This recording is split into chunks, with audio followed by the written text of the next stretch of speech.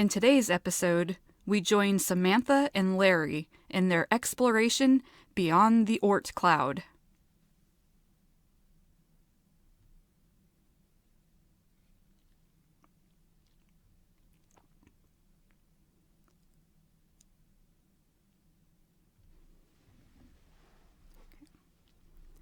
Samantha kneeled down on the surface of the asteroid, and the readout on her instruments told her what she already knew. Samantha used her intercom to talk to Larry inside the spaceship. Well, the instruments confirm it.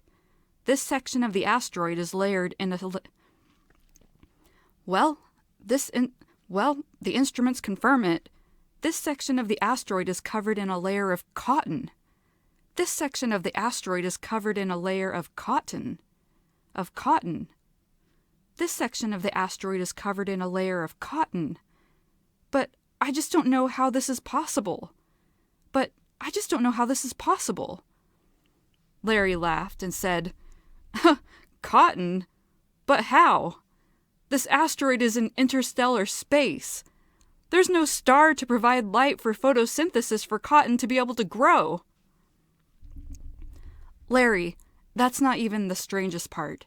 This cotton covering this section of the asteroid isn't a grouping of cotton plants, but instead it's fabric.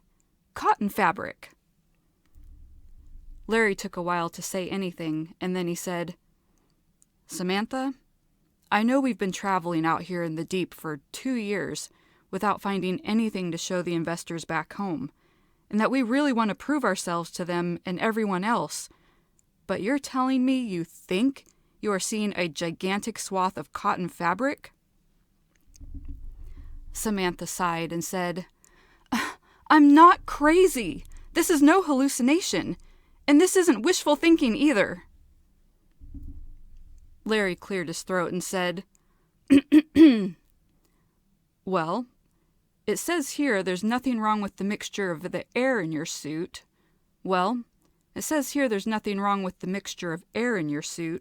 So that's not what's making you loopy.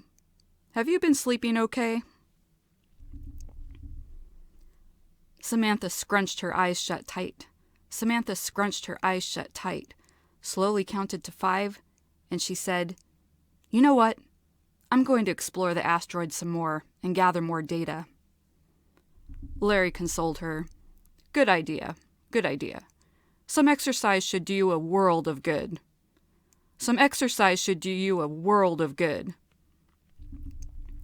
Samantha started walking, but that didn't make the cotton go away. Samantha started walking, but that didn't make the cotton go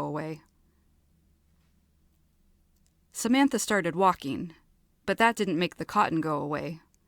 Samantha wished she could take her glove off and stroke it. She hadn't touched cotton since before they left on this exploratory journey. Samantha thought of luxurious cotton sheets, soft cotton underwear, and of her favorite weekend jeans. All they had on the ship was polyester. But Samantha knew the instruments couldn't lie. 100 feet. More cotton. 200 feet. More cotton. 300 feet. Cotton. Samantha couldn't think of any possible explanation for this weirdness.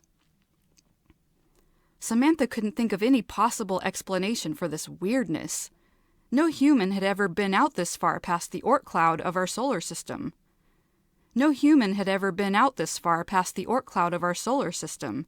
So that meant no human could have set up this elaborate prank on this rogue asteroid that was meandering through the Milky Way.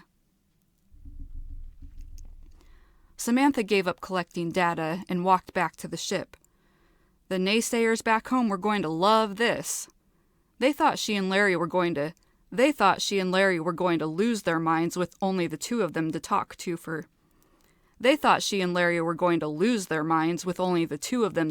for years. Samantha stopped, looked at the spaceship, blinked, and looked at the ship again.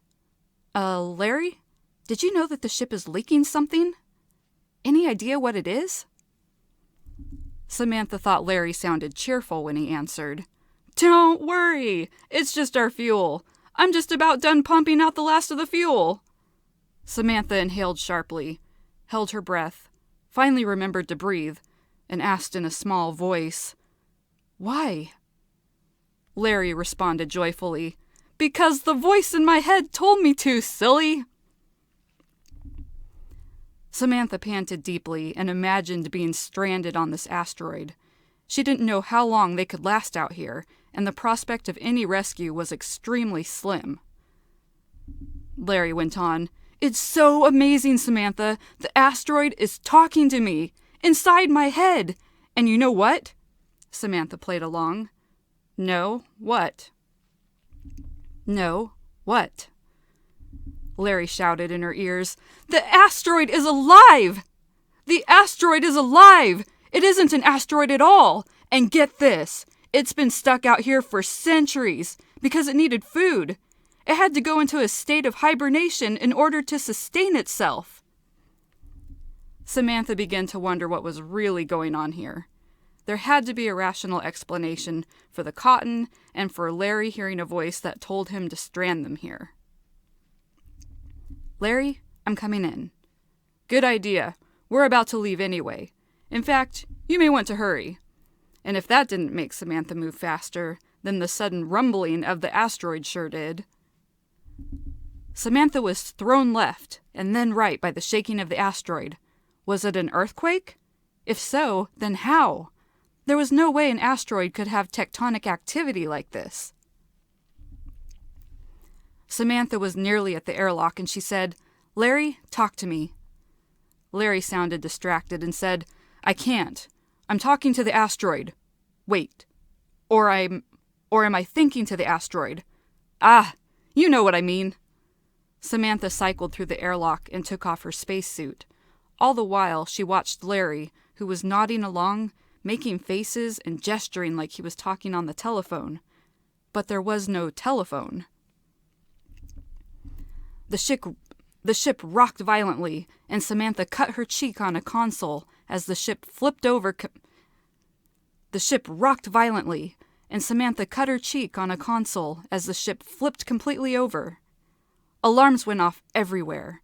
There were so many warning lights, Samantha didn't know which one needed her attention the most. Samantha yelled, "What's going on?" I told the asteroid where it can find more food. You know, a couple of weeks ago we came through that cloud of hydrogen.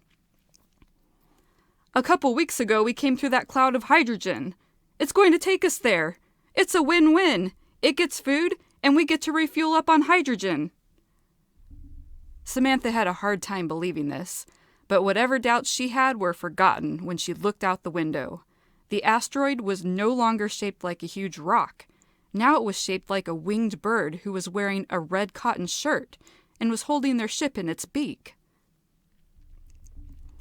Samantha watched with awe as the bird beat its wings and carried them impossibly fast through space.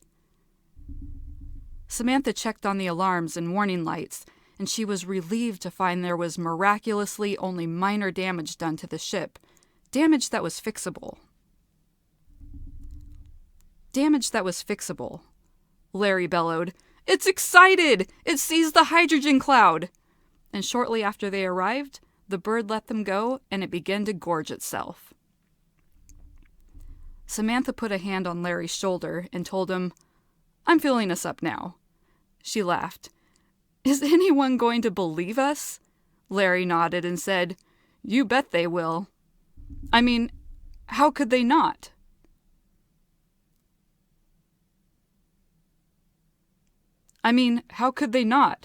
But how can you be so sure?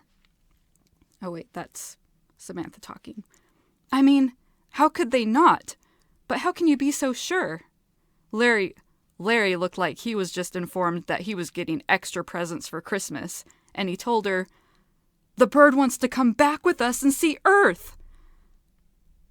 The bird wants to come back with us and see Earth!" Samantha liked the sound of that, especially if the bird carried them in its beak, so they could get home quicker.